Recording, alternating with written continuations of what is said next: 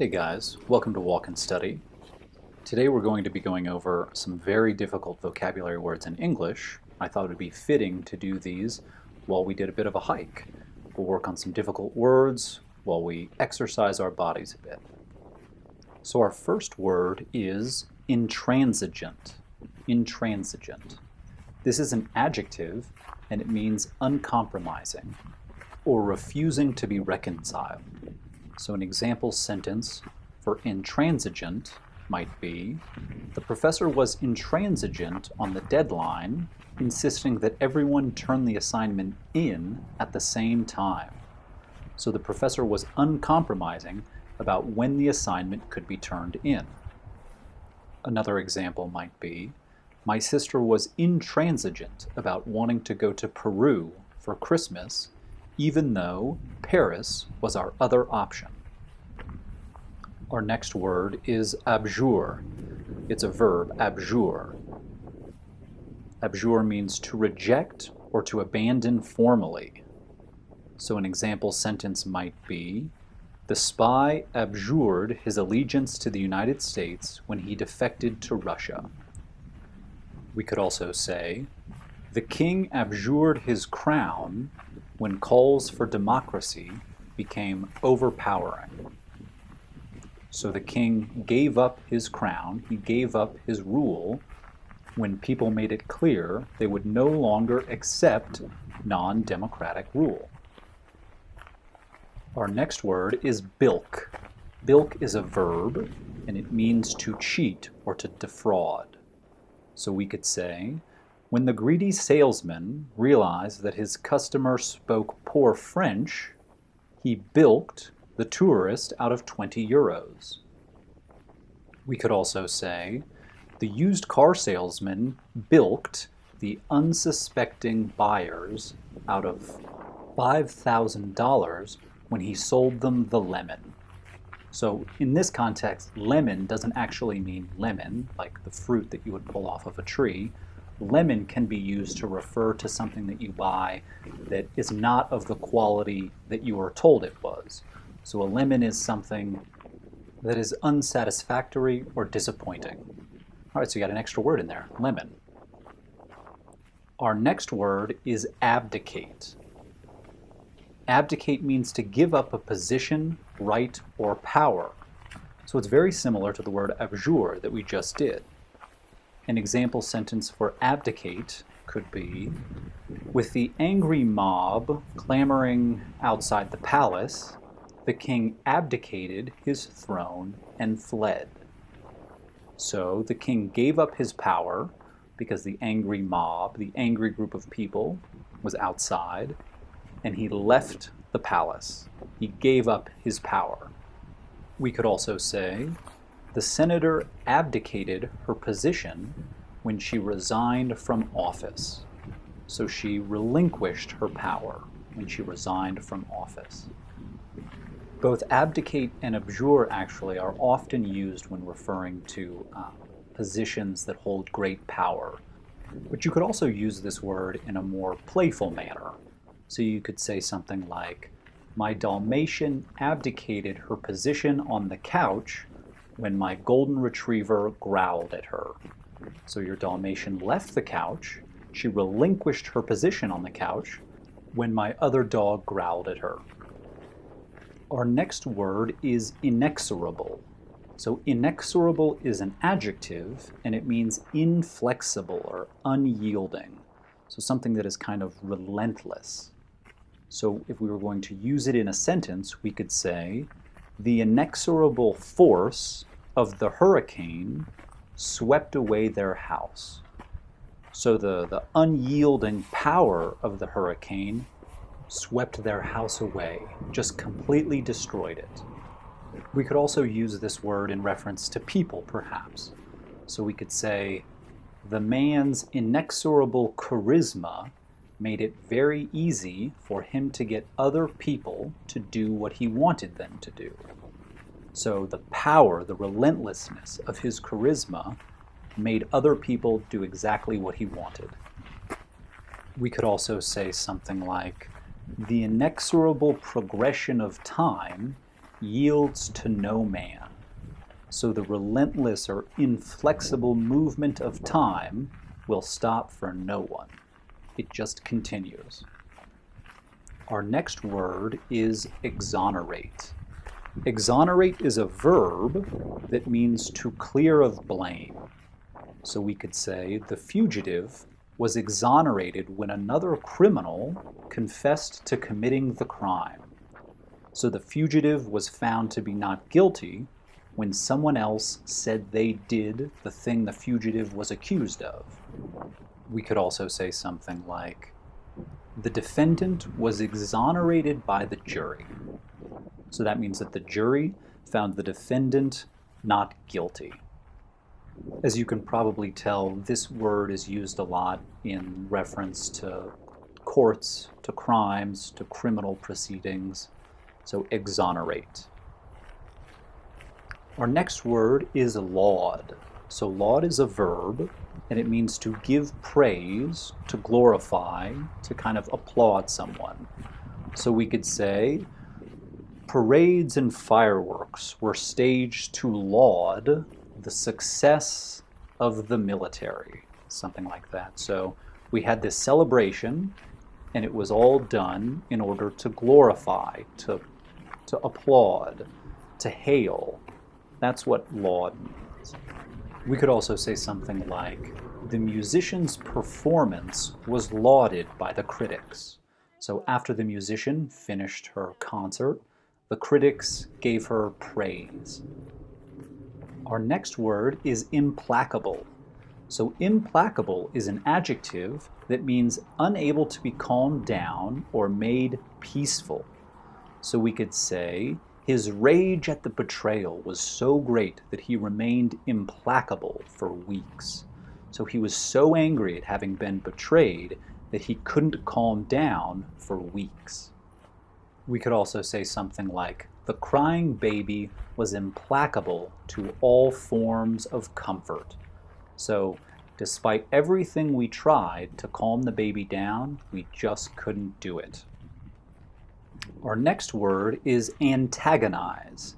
Antagonize is a verb, and it means to annoy or provoke to anger.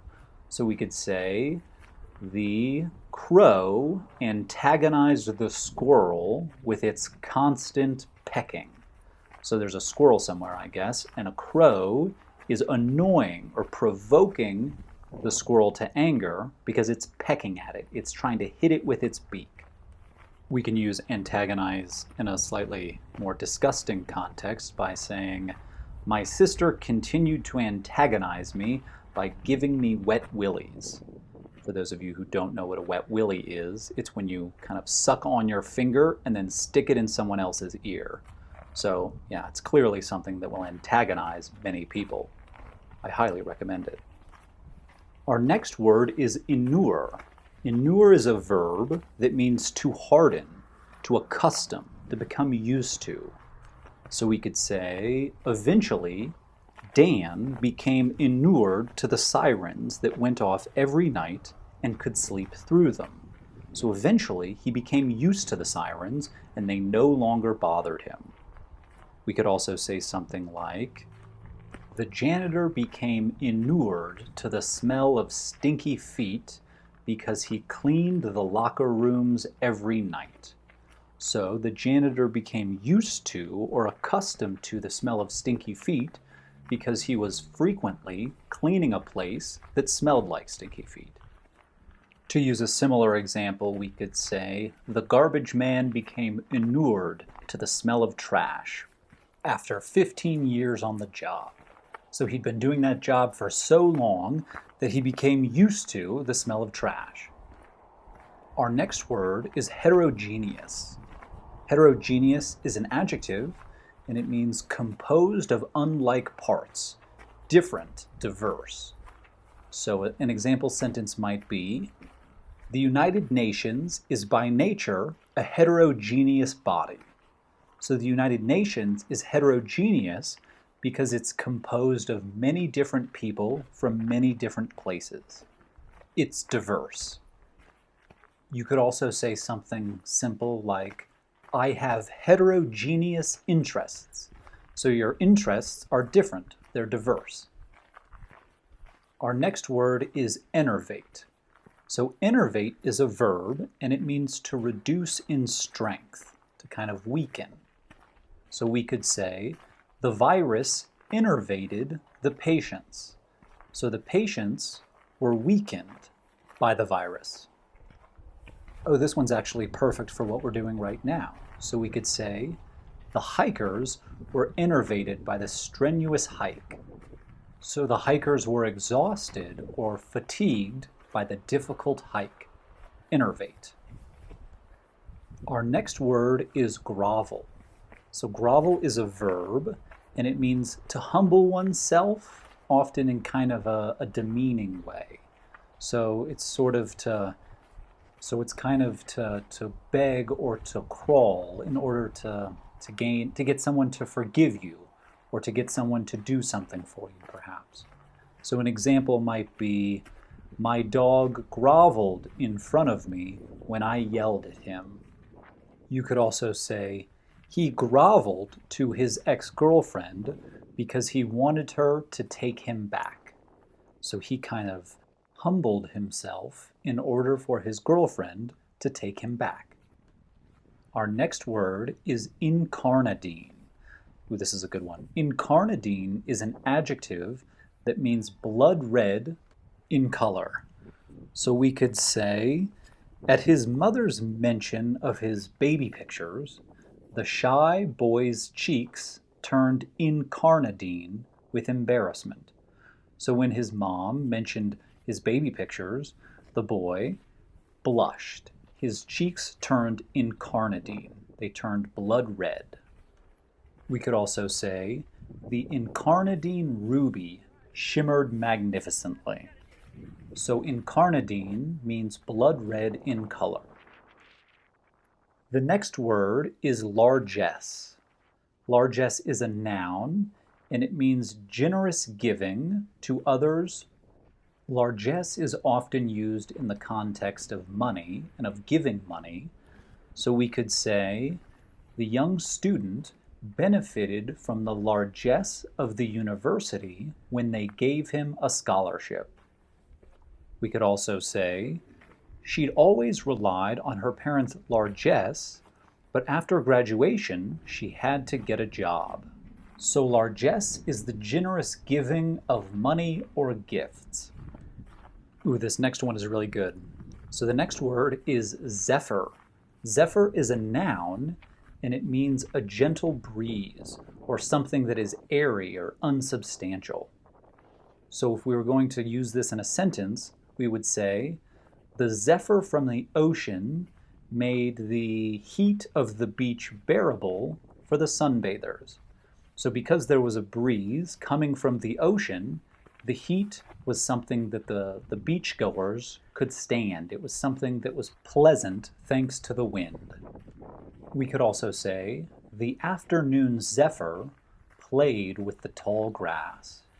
So the wind played with the grass. Zephyr is a good word. Remember that one. You can bust it out and impress your fellow English learners. Or honestly, I would imagine that many native English speakers might not even know the word zephyr, or many of the words we've gone over actually. So any of these words, if you use them with a native English speaker, you'll be sure to impress them. Our next word is abscond. So abscond is a verb, and it means to leave secretly. This is also a nice one. So we could say, the diners absconded from the restaurant without paying their bill by sneaking out the back door. We could also say, the thief absconded into the night. So he left secretly into the night. We could also say, the thieves absconded from the jail thanks to the help of one of the guards. So the thieves left secretly from the jail because one of the guards helped them. Abscond. Our next word is grievous. So grievous is an adjective, and it means causing grief or sorrow. So we could say, Jack and Jill cried loudly through the grievous funeral. We could also say, the hikers suffered a grievous fall from the mountain. So the hikers fell off the mountain, and it caused them serious distress and sorrow. Let's hope that doesn't happen today, eh? Our next word is anomaly. So anomaly is a noun, and it means kind of a deviation from what is normal. So something that is irregular, something that is abnormal. So we could say, the scientist discovered an anomaly in the data. So the scientist found something that was different from normal or from what he expected in the data. We could also say, while the pilot was flying the airplane, she saw an anomaly in the distance. So she saw something that she couldn't identify that was different from normal off in the distance. We could also say, many people driving by Area 51 claim to see anomalies in the sky. So many people who are near Area 51 claim to see things in the sky that are different from normal, different from what is expected. UFOs, anyone? Our next word is endemic. Endemic is an adjective, and it means kind of belonging to a particular area or something that is inherent to something, something that's kind of natural or native to something. So we could say, the biologist discovered that the virus was endemic to the small town, and everyone had to quarantine so the virus would not spread. On a slightly brighter note, we could say, the kangaroo is endemic to Australia. So the kangaroo is native to Australia or only found in Australia. We could also say, human beings are endemic to planet Earth. So human beings are indigenous or native to planet Earth. Ooh, this next one is really good too. I bet many native English speakers do not know this word. So the word is inchoate. Inchoate is an adjective, and it means not fully formed or kind of disorganized and incoherent. So we could say, the ideas in the philosopher's new book are still inchoate. So the ideas are still a little incomplete or a little unorganized, maybe even incoherent. So we can't understand them because they're not yet fully formed. We could also say, the politician performed poorly at the debate because his ideas are inchoate. So he didn't do well when discussing his ideas with another politician because his ideas hadn't been thought out very well. Honestly, if you use the word inchoate with a native English speaker, you might have to be ready to define it for them, because I think 9 times out of 10, they're not going to know what this word is. So this is truly some hyper-advanced vocabulary. This will impress. Our next word is lassitude. So lassitude is a noun, and it means kind of a state of diminished energy. So you don't have a lot of energy. It's kind of a fatigue or a weariness, sort of a tiredness. So we could say, the 10-mile hike left the hikers in a state of lassitude. So the 10-mile hike left the hikers feeling very fatigued, feeling very listless. We could also say, my dog was displaying signs of lassitude, and that is why I took him to the veterinarian. A similar sentence might be, lassitude is a clear symptom of the disease. So fatigue and tiredness is a symptom of the disease, whatever that disease might be. Hopefully not COVID. Our next word is aberrant. So aberrant means irregular or abnormal, something that differs from what you expected or from what is normal. So we could say, though he was normally a very calm man, he suffered aberrant fits of anger. So, although he was typically very calm, very steady, occasionally he would have these irregular or unexpected bursts of anger. We could also say the man's aberrant behavior made his colleagues feel very uncomfortable. So because this man was acting in a way that was maybe abnormal or that was different from what they expected, his colleagues were uncomfortable. All right, that is aberrant. Moving on to the next word, we have invective. So invective is a noun, and it means abusive language. So an example sentence for invective might be, a stream of invectives poured from the angry man's mouth as he watched the thief steal his dog. So that's somewhat of a strange sentence, but I think it illustrates invective fairly well.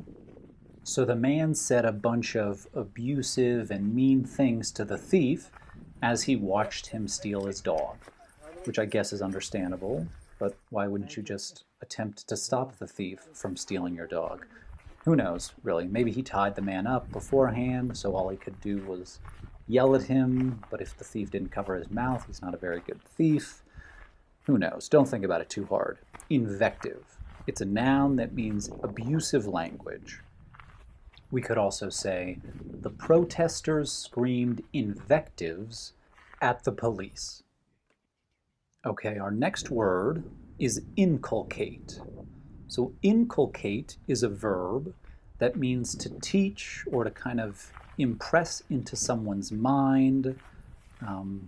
So we could say, most parents inculcate their children with their beliefs and ideas instead of allowing children to develop their own values. So instead of allowing children to develop their own sense of what's right or what they should believe, many parents inculcate or teach their children what they themselves believe. We could also say, school attempts to inculcate certain values and information into students. So that's inculcate, to teach or to impress into the mind. Ooh, this next one is really good too.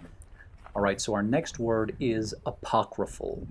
So apocryphal is an adjective that means of questionable authority or authenticity. So something that is doubtful, something that is maybe fictitious, something you don't really believe. So we could say, there is no hard or authoritative evidence to support the apocryphal tales that link Roswell, New Mexico to a downed UFO. So there is no real evidence to support the apocryphal tale, so the questionable tale, the potentially fictitious tale about UFOs and aliens being connected to Roswell, New Mexico. And if no one has heard of Roswell, New Mexico, time to jump on Google. So anyone familiar with early American history might have heard the story of George Washington cutting down a cherry tree when he was a child, and then admitting that he cut down the cherry tree because he couldn't tell a lie, because he was just too pure and good-hearted.